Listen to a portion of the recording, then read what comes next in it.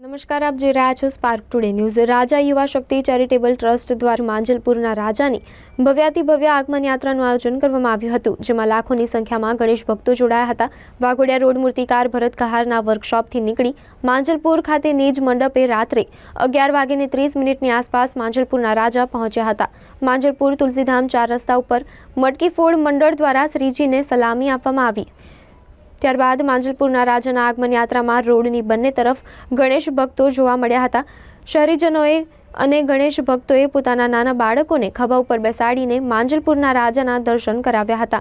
માંજલપુરના રાજાના પ્રથમ દર્શનનો લાભ મળતા શહેરીજનોના ચહેરા ઉપર અનેરી ખુશી જોવા મળી હતી તથા નિજ મંડપ પાસે પહોંચતા ગણપતિજીની આરતી કરવામાં આવી હતી અને ભવ્ય આતશબાજી કરવામાં આવી હતી। યુવા શક્તિ ચેરિટેબલ ટ્રસ્ટ માંજલપુરના રાજાના કાર્યકર્તાઓ અને પ્રમુખ પાર્થભાઈ પટેલ દ્વારા તમામ શહેરીજનોને તથા માંજલપુર પોલીસ સ્ટેશનના સ્ટાફ અને પીઆઈ સાહેબ શ્રી તથા એસીપી કટારિયા સાહેબનો આભાર વ્યક્ત કરવામાં આવ્યો હતો।